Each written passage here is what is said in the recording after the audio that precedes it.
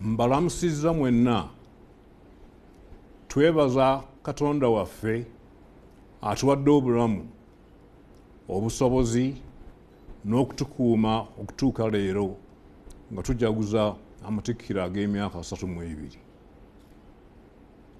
Tusiima n'okwenyumiriza ennyo mu bantu ba Buganda abali mu byalo, abali mu bibuga, amasaza era n'abo abali ebweru wa Buganda ne Uganda.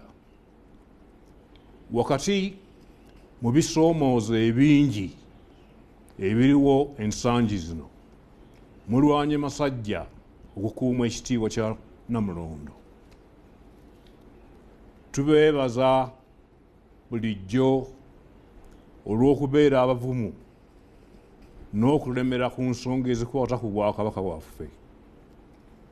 Tusaba nti temuddirira era mwewale abo bonna abagufudde omuze okwerimbika mu mateeka agatali matuufu okusobola okunafuya mu Bwakabaka.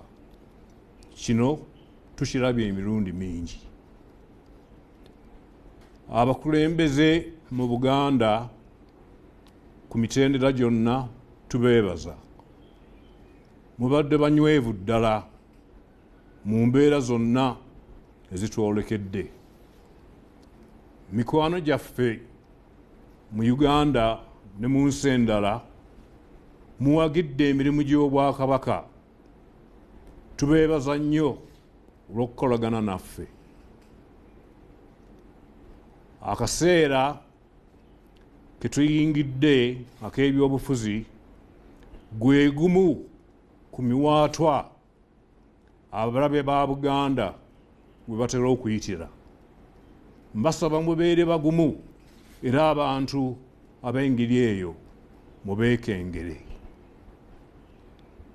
Tusaba nga bulijjo munyiikire okwekolera nga mmwe mwennyini okusinga okukaabirira n'okulindirira ababa bajja ku mulamwa nga babawa obunyeebwa.